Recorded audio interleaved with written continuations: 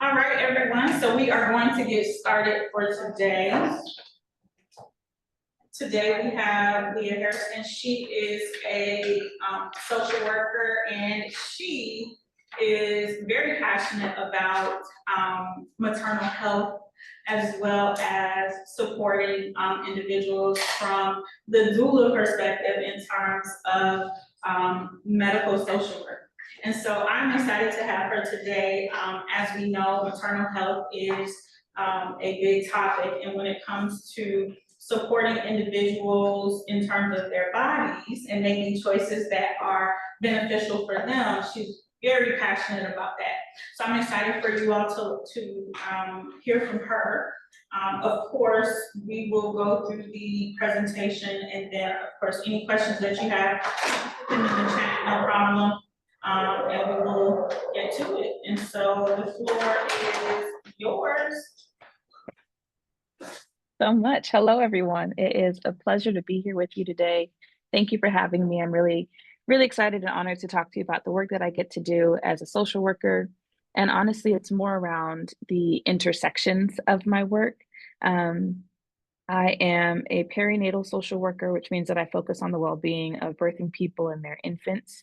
I also am a full spectrum doula, which means that I provide support to people who are trying to become pregnant, currently pregnant, or recently pregnant as they are navigating their health and wellness experiences. And often for the clients that I serve, that is Black women who are folks who identify as women and want to use their uterus for carrying a child. I also am an educator and a systems change advocate overall. So I'm super excited to talk to you about what brought me to this work, what I do currently, and where the future of this work is going. I am the proud CEO and founder of Sweet Bee Services, like the birds and the bees. We are a Baltimore-based doula agency on a mission to end maternal mortality. And we do that through education and empowerment. I also serve as a senior health equity consultant with the National Black Child Development Institute, which is a long-term for really just making sure that the work that we do, especially in our policy and research side, is filtered through the lens of how are health outcomes being assessed and how is health being included in all of the various ways that we are supporting our communities. So I am a proud alumna of Howard University. I studied psychology and Spanish at Howard and ended up getting bachelor's in both because I really wanted to understand the impact of trauma and healing when it comes to various communities. And my research background is specifically on how genocide and sexually based violence are used to shift dynamics in communities and destroy relationships, but also what it looks like to reclaim relationships in that healing experience. And my thesis in undergrad was really examining wars that use violence in those ways and how communities have healed after that. So after my time at Howard, I decided to take a gap year and figure out where I was going to go for graduate school. And I worked at the House of Ruth, Maryland in their, which is the Agency for Intimate Partner Violence Support. And I was one of the bilingual crisis center counselors.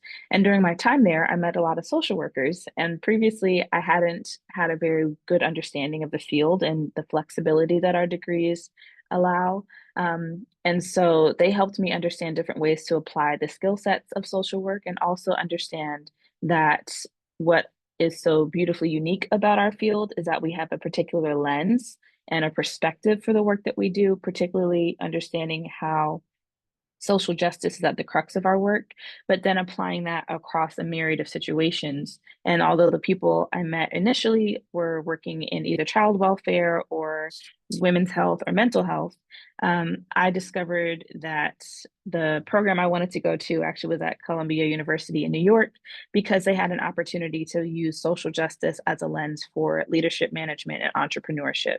And to me, that was really important because of the racial wealth gap that exists in our country and finding ways to have multiple streams of revenue. I also just had a personal vendetta against the thought that social workers would always have to live in poverty. I felt like that was inaccurate, and I wanted to make sure I had the right skill sets.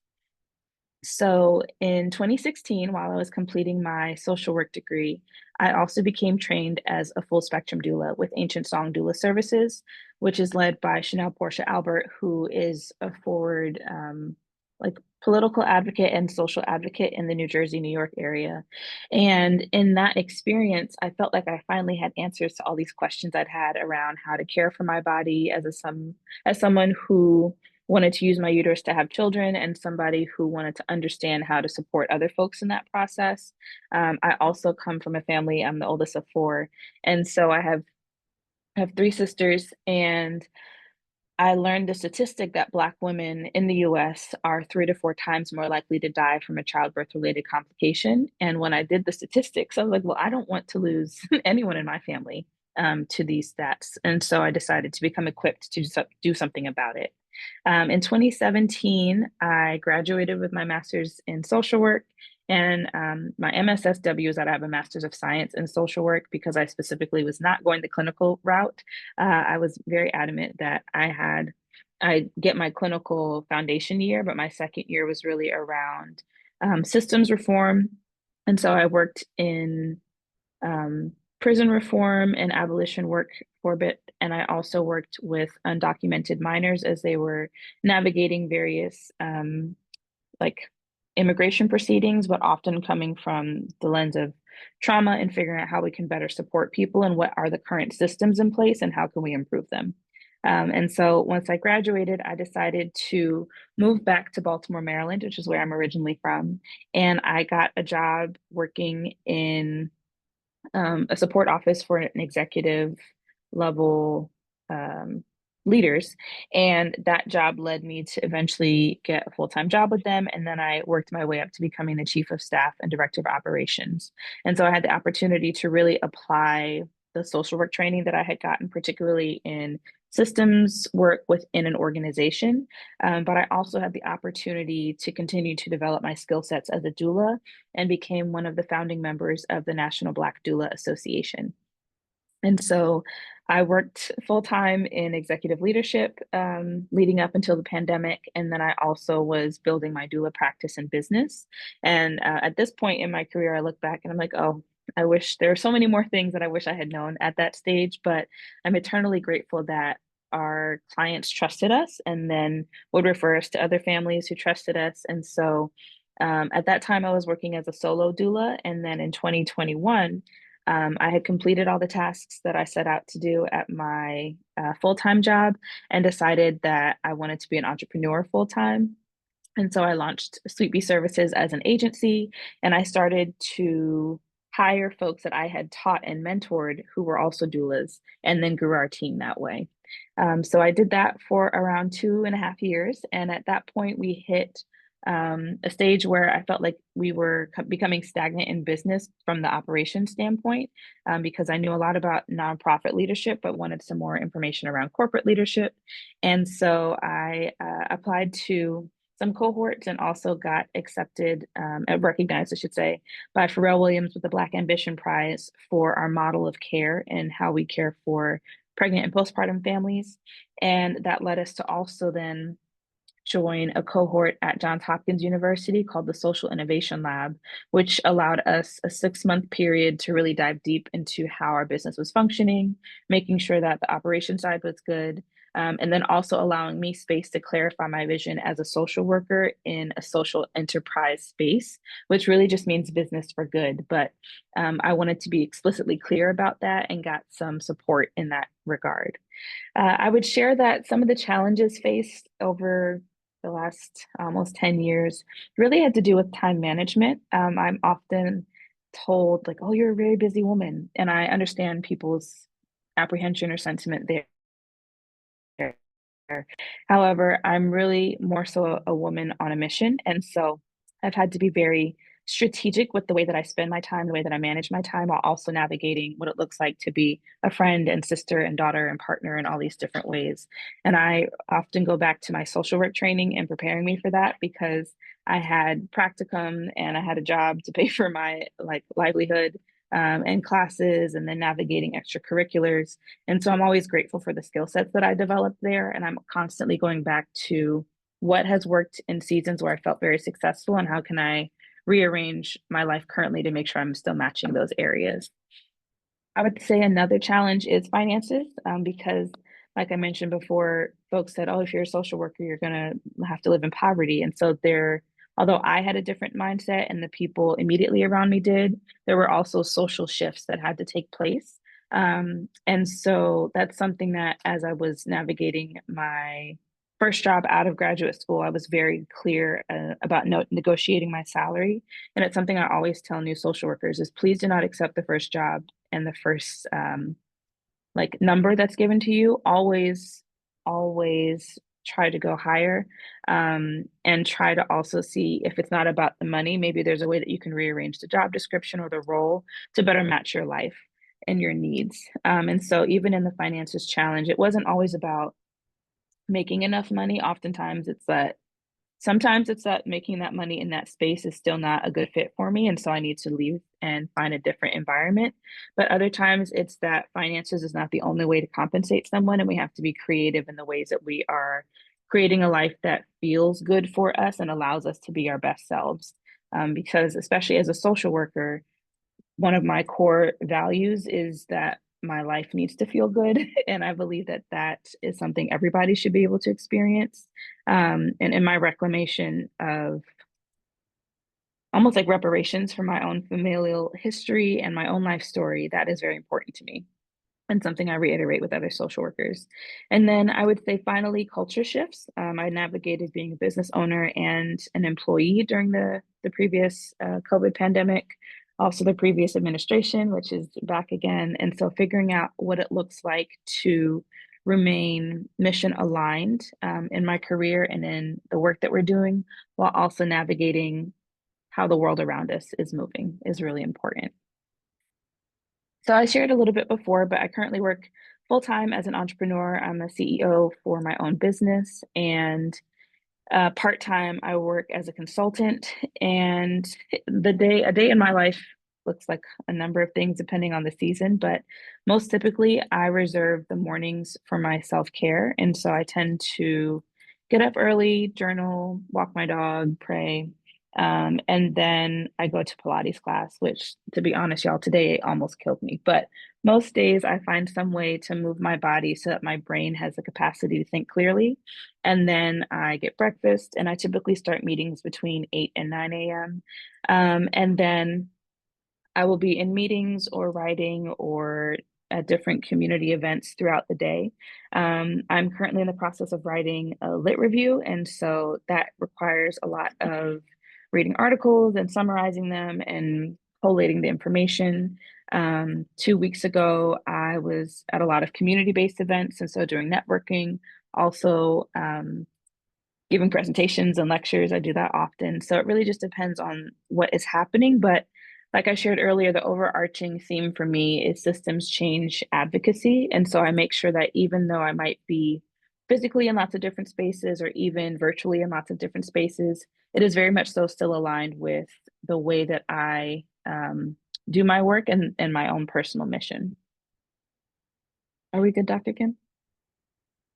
Okay, all right. So those are like core pieces that are really important to me. And I came to that conclusion, and this kind of goes into the skills that I want to reemphasize with you all.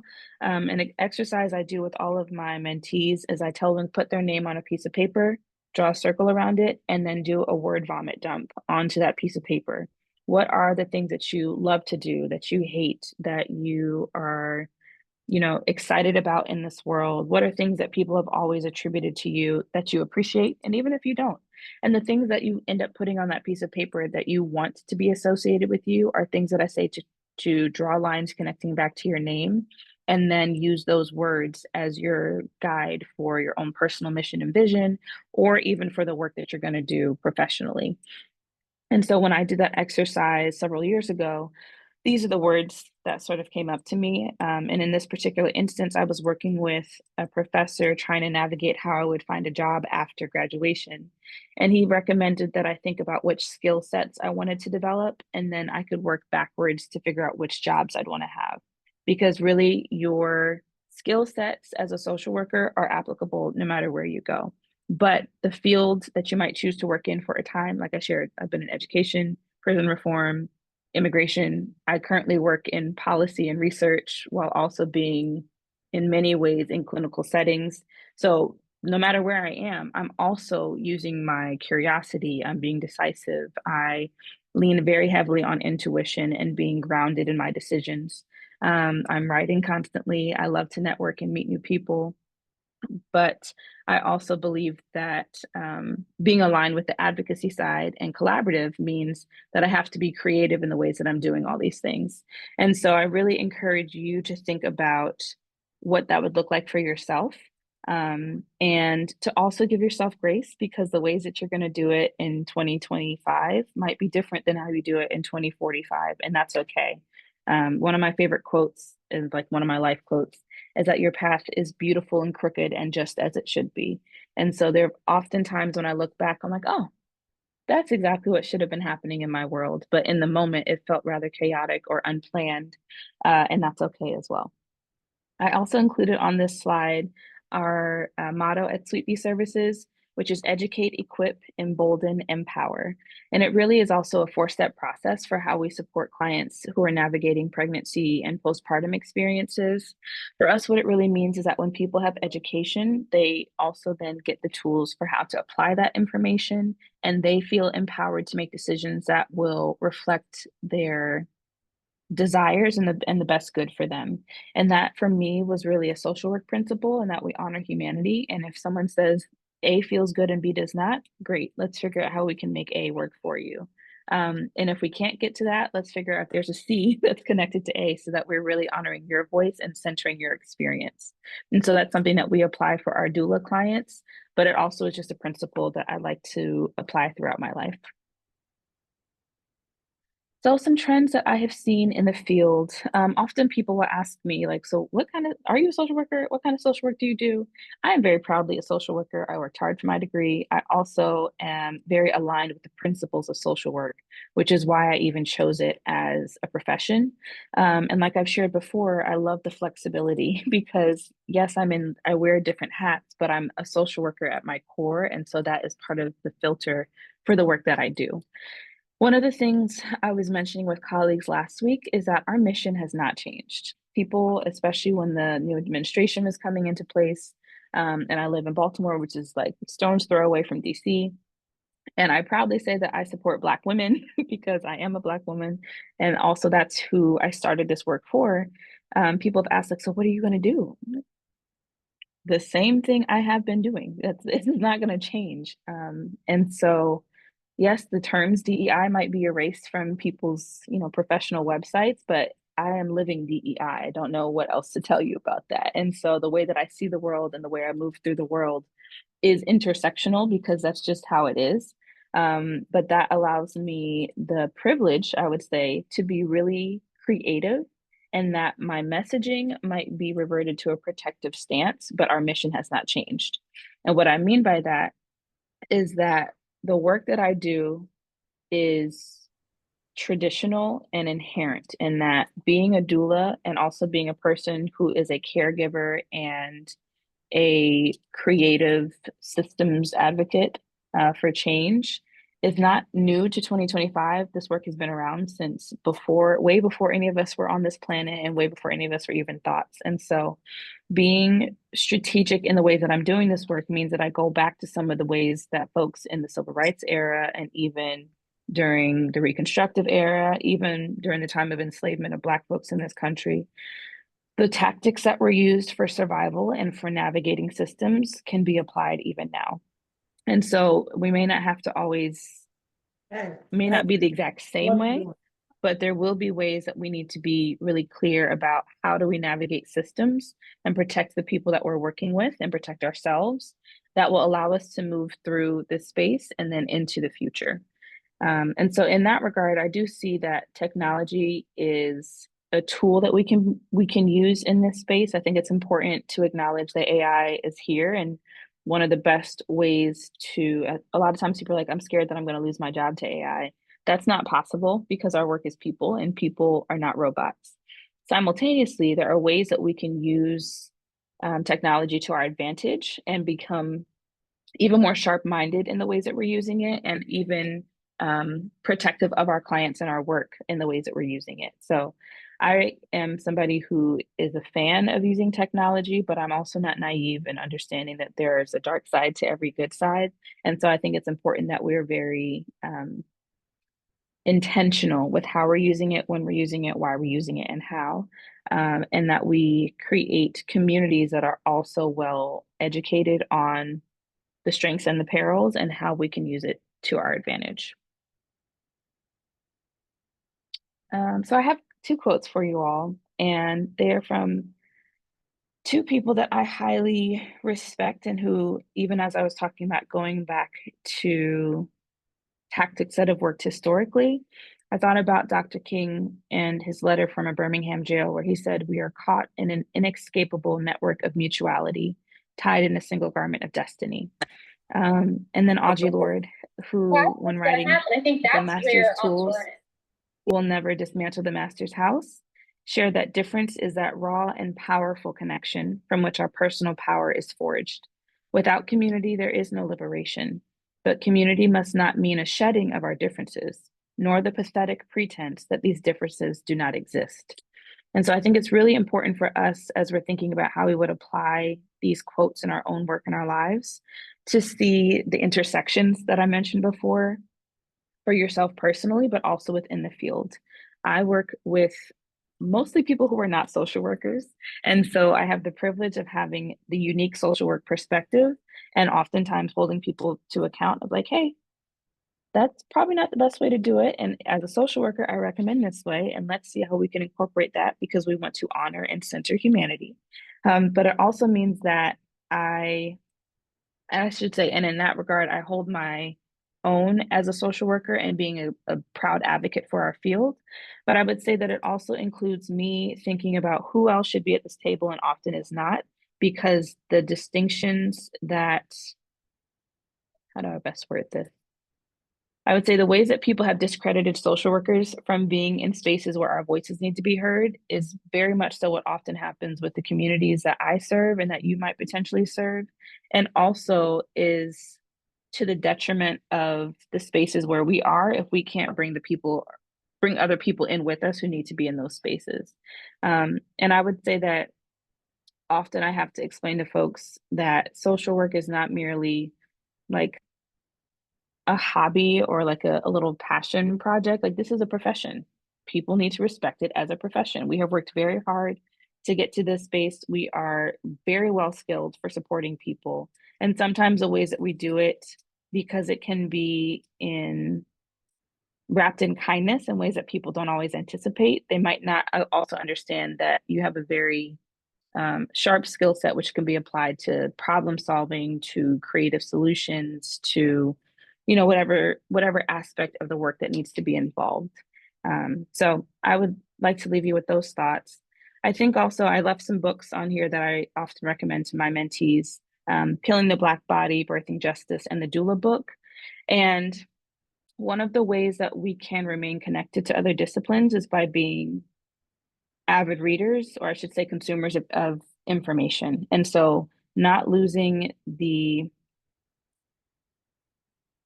love for learning once you leave the classroom. I know it can be really hard. And when I left, I was like, I'm done with these articles, y'all. I need a break. I have to read these 45 pages every week for 4 different articles at a time. It's a lot. And please give yourself space to like breathe, but also know that we are in a day and age where being able to access information for yourself and then to synthesize it for yourself is an invaluable skill set. And as social workers, us being able to be critical thinkers is one of the things that sets us apart from in the ways that we are navigating spaces. And so I really encourage you to go to a library and find some books that may not seem attached to your field, but you'll be able to see the connections, and it'll make you a sharper practitioner. Let's see. So, in terms of career advice, and I probably said this already, but being a very vocal social worker, being proud of the fact that we are social workers and that we have a beautiful profession. I think also considering every opportunity, which means that even if you see a job posting or you have an idea for the way that you want to go about your life and it doesn't seem typical, try it. That's probably going to be the thing that will teach you the most, give you great opportunities to network and build relationships, or just expose you to something different and see if you like really enjoy it. You don't have to stay there forever, but you could learn something even from a short bout of exposure. I also said before, like not just taking the first offer that comes your way. Be confident in selling your skill set because people really need you. And even in the state of Maryland, we're at a deficit in terms of the number of social workers. So if anybody wants to come work in Maryland, let me know. I could connect you with some folks up here, but we definitely need more people who are very well trained and have the skill sets that you all have. And you can negotiate to get paid appropriately and compensated appropriately for your skill sets. And it's important to note that you will never be paid your worth because you are invaluable, but you should know how much people should be paying you for the skill sets that you're bringing. And a lot of times I talk, especially with other like BIPOC folks, are like, I don't know if that's the right number. You probably should double it. If you're concerned about it, you probably should double it and see what happens. Please see what happens because the audacity of people who have no skill sets but have boldness is it's really reprehensible as we are seeing right now. So please think big, as my Caribbean family say, big up yourself, but think highly of yourself and know your worth when you're navigating the job market and even just your career in general. For me in particular, some of the skills that helped me to develop into the practitioner I am today was absolutely my doula training. Um, if anybody is interested, particularly in being a doula, I do teach and mentor doulas. I'd be happy to be your doula instructor or refer you to somebody who would be a good fit for you. I think we are, and I think, I know we need many more people who are well versed in perinatal and postpartum mental health. And so if you're interested, there are lots of trainings that you could take. There's lots of folks that you could work with. PSI or Postpartum Support International is always a great resource to kind of figure out what options might be available. I also became a certified lactation counselor, and we need a lot more lactation counselors in general because the art and science of helping people navigate feeding babies from their bodies, there's never enough people who can support with that from a representation standpoint. I would say also, like I've been telling you all, your brain is one of your biggest assets. So please keep it sharp, taking care of your physical body and your mental health, but also like stretching your brain with time. And so research opportunities, there are writing opportunities.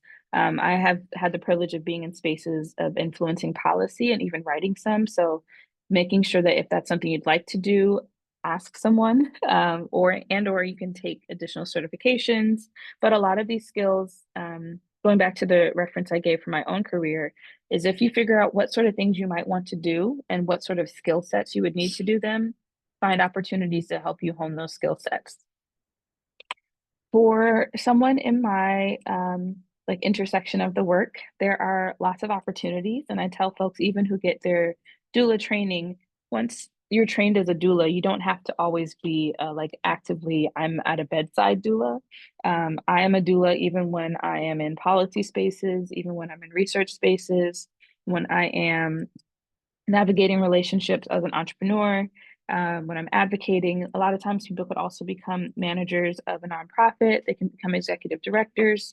So it really just depends on where you want to be, meaning if you want to be in leadership, if you want to be in management, if you want to be independent in the work that you're doing, if you want to be in a very clinical track or policy track, there are lots of options. So please know that there is no limit. You really just have to ask the right questions to get to the right places. Okay, so speaking of questions, I'd like to open the floor to you all. Thank you so much. This was really informative. And we were kind of chuckling here as you were talking because a lot of the points that you made, especially in reference to confidence and in reference to salary and things like that. We actually talked about today. I Oh, promise good. you, you know, we did not. We didn't talk about that. Presentation, yeah, she had no idea. But it has really been affirming because that's happened quite a few times with some of the guest lecturers in terms of some of the conversations that we have, and then, you know, some of the conversations that come up and the points that come up when our guest lecturers have been speaking. So I really appreciate your insight in terms of questions. Anyone in the room, does anyone in the room have any questions, thoughts, feedback? Yes. First of all, I'd just like to say thank you for the presentation. Also, I needed to hear big of yourself because I feel like I'm downplaying myself a lot. And this is something my dad always told me. And I think this is a like next portion of my career that I'm really interested in like looking into. So I definitely want to stay connected. My cousin's a doula, and like maternal health is so like, especially like postpartum, we don't do it enough. What is something that she sees right now, especially like with the policy changes that's happening, particularly with like I don't want to say immigrants, like people who don't have status in our country. Is there even more very like care, like how is she able to see pregnant women being helped, or how is she helping pregnant women that are not having the same sense of security, not going to hospitals? If that makes sense. She can hear you. Okay. Yeah, thank you for that question. It's a multi-layered conversation, and it's something that I'm talking with our community partners about even now, because understanding the fears within communities like where your like immigration status is in question, even if it shouldn't be. Well, I feel like it never should be, but I'll take my personal stance out of it. When people's immigration stance is being questioned, it also has like a ripple effect in terms of, one, the level of trauma that we are exposing people to, and number two, the number of resources that now become sort of like put to the wayside, is that it becomes a lesser priority. And so we've already seen in research and throughout the last several decades that prenatal care is one of the like preeminent ways to protect birthing people and their babies and set a solid like journey for postpartum.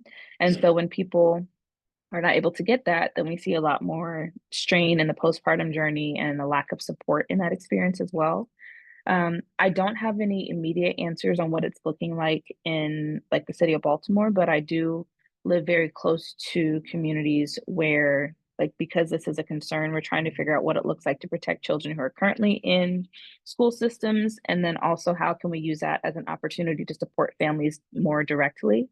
But I think it goes back to my statement about our mission hasn't changed. Our messaging is just more creative and proactive. And thinking about if you can get involved with like grassroots organizations. A lot of the work that we end up doing is like going door to door and based off of safe reputations. But also being mindful like about what that will look like depending on if you become fully licensed and when you are a mandated reporter, what some of those implications might be. You just want to be very clear about what the it's complex. You want to be clear about where's your responsibility and where can you make sure that you're tapping into networks and communities that might be able to also provide support if you can't be the main person involved. And so these are all the layers and conversations that I'm having right now. I wish I could tell you like, well, it's not really a concern because people are going to be fine, but we know historically that's not the case. Um, and so even like during the previous pandemic, one of the things I often would talk with colleagues about is like we have to see where these pandemic babies end up in the next 5, 10, 15 years, because the level of trauma exposure that they had by being in utero and or being born in situations and spaces is going to have an impact. And so I think similarly, the mandates from this administration are going to have a significant impact on the mental and physical well-being of our families moving forward. Thank you. A question in the chat: how did you start networking with community partners during grad school at Columbia? I use LinkedIn. That one's not nearly as complex. Put yourself out there. Please update your LinkedIn profile. Something from your class already did. Like, thank you to that person. Update your LinkedIn profile. Please feel free to use me. I have a lot of people I'm connected to. Also, your professor is highly connected. Like, this is somebody I deeply respect in the field, and I recommend that you stay connected to them on on LinkedIn and then ask people for referrals. But oftentimes, like I'm always posting jobs. And so I'll tell folks if you're interested in one of those jobs, let me know. And it might not be that you're interested in the job. Maybe you just want to meet the person who posted about it or that organization. So I think to your question, Jennifer, it starts with you being clear about even just vaguely what you're looking for, what you want, and then telling people, hey, here's who I am, and giving your elevator pitch, which is for anyone who doesn't know, it's like a 15 to 30-second version of who are you, what are you looking for, and like giving people some immediate markers to build connections to either opportunities or other people or just a way to remember you. And that's one of the best ways. I also was very involved in extracurriculars when I was in New York. And so I would just tell people, like, hey, I'm looking for a job or I'm looking for XYZ, or I'd hear of a really interesting opportunity. And I'm like, let me just go. Let me see what's there. I tend to be someone who likes spontaneous things. And so I'll just go on a walk and meet somebody and have a conversation. So being really open as well, I think goes back to the intuition that I was talking about. Is like when I feel spirit leading me somewhere, like I'm just gonna go here and see what happens. And oftentimes that's how I get to the beautiful crooked path I mentioned. That's good, thank you. And so again, you affirmed something that we've been talking about, and I actually made the students create a LinkedIn profile. Yes. So some of them have already said that they are looking forward to connecting with you on LinkedIn. And so when it comes to just, I guess, how we can get in touch with you. Thank you so much. But the other thing is that in terms of being a doula and, really enjoying this work and research and going beyond the direct practice of helping families, but also impacting maternal health through research and community outreach and such. I would love to hear how many families you have supported so far, how many babies you have been able to bring into this world, the fun part of being a doula. Yeah. So we always like to clarify that doulas don't catch babies, midwives do, but I do have the pleasure of spending on average about 60 to 70 hours with a family during the course of supporting them. And we have supported 100 and I think it's like 120 something families over the last several years. So that is a huge privilege. And I was actually able to catch a baby in 2020 who, on the phone with his mom, I was like, oh, you're not going to make it to the hospital. And I knew this because this was my second time working with this family. This was their third baby. And I heard this quote this weekend that you have to spend about 10,000 hours doing something to become like a master level in it. And I have spent a lot of hours being a doula at people's bedside, listening to them in labor. And so when I got on the phone, I was like, oh no, she's really ready to have this baby. So I called her husband, was like, please, he was on his way home from work. I was like, call the EMTs. I'm 5 minutes away. As soon as I got there, she was trying to make her way down the stairs and he was like, we're not gonna make it. So she ended up having to like squat on the staircase. I caught the baby. The EMTs are running up. It was like a very dramatic experience, but at the same time, it was so peaceful because she had one child on either side of her and they were excited and proud of their mom. She was being held by her partner. And that little boy is so cute. His name is Hendrix, and he's now 5. He'll be 5 this upcoming month. So I have really special experiences like that. I also, the babies in these pictures, this one, she is now 4. This one on the bottom, she is now 7.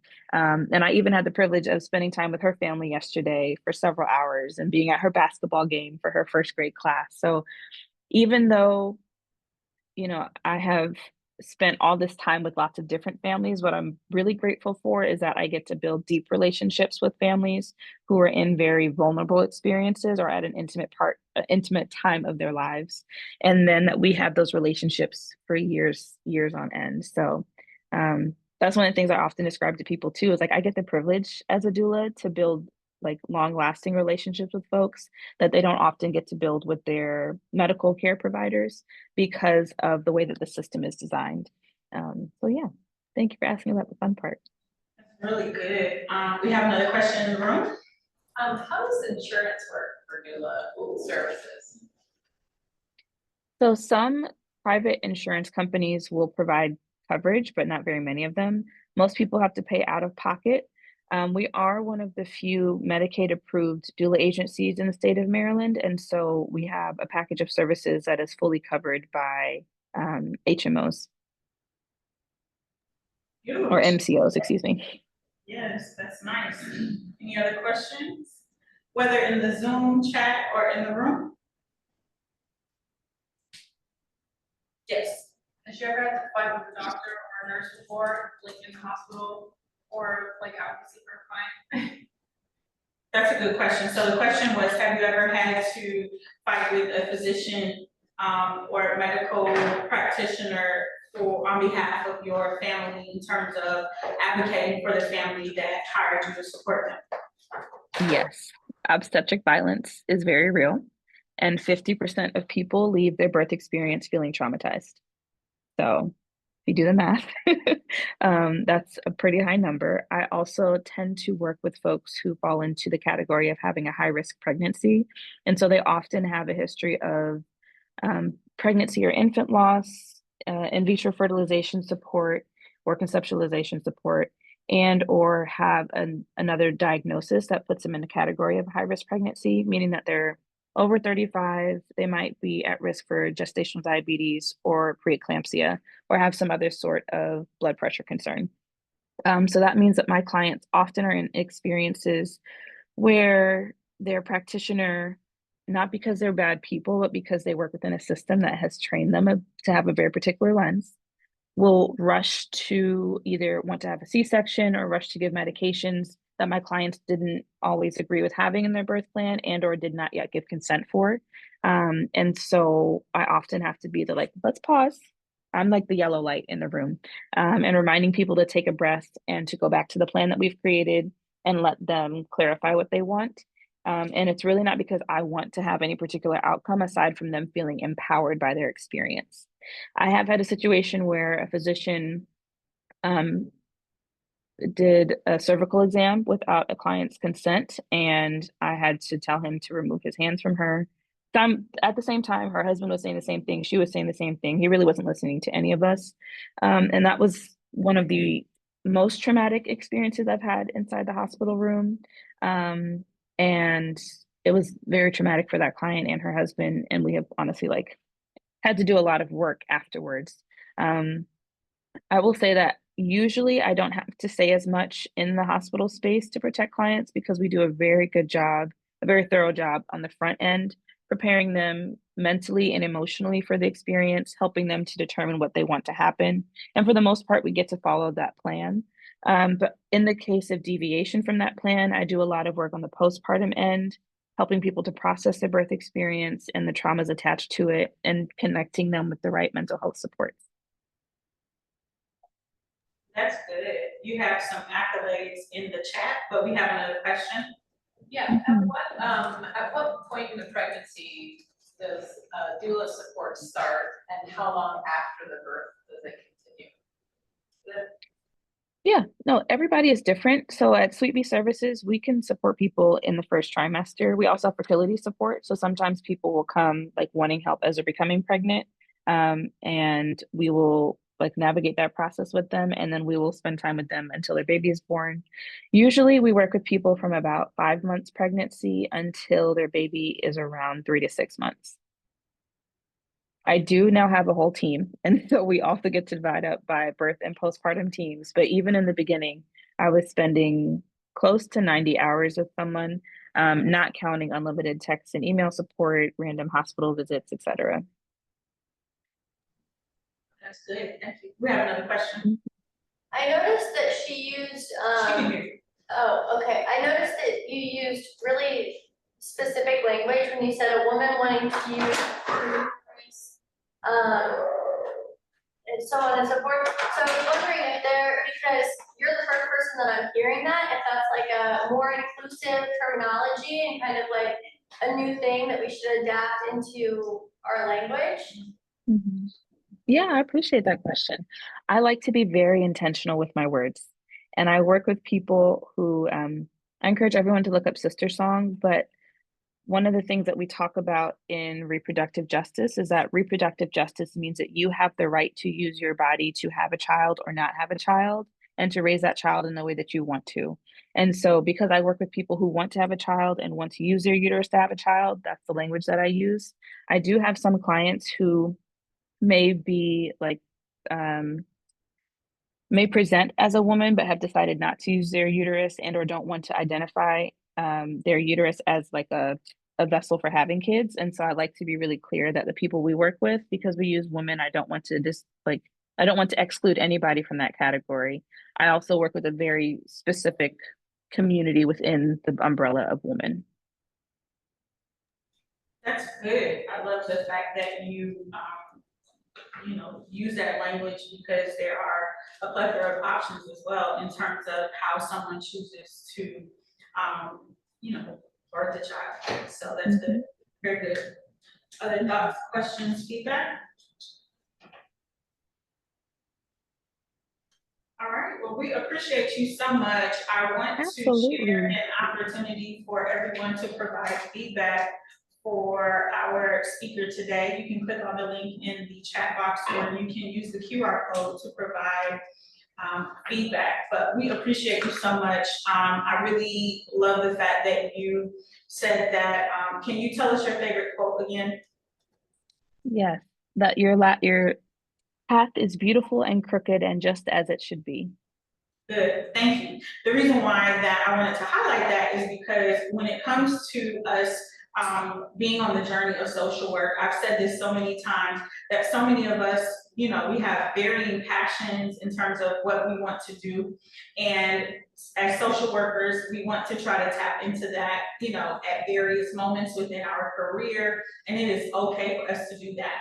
And so I love the fact that, you've taken a path that isn't quote unquote traditional for a social worker, but one that is near and dear to your heart in terms of the mission of what you want to do and how you decide to support your community and the population that you decided to support. And so again, this lecture series is really about us making sure that we give students as well as aspiring social workers the opportunity to see the varying areas of social work practice that they can tap into. And this definitely is a special one that, has a lot of interest in terms of social workers wanting to move into this area. And so we appreciate you volunteering your time to really speak about what is near and dear to your heart, but then also give us some insight on how we can, tap into the industry as well, if that's something that, everyone that's attended decides to do. Thank you so much for having me. And I'm really excited for y'all. Please screenshot this or whatever you want to do, but please reach out to me. I'm happy to connect with you and support you all as you launch into your careers as well. And thank you for having me, Dr. Kim. You are so welcome. Thank you so much. Again, this recording will be sent out, and so I will make sure that I do that as soon as it's available, and I appreciate you. Thank you so much. Thank you. Thank you. Take care. Bye-bye.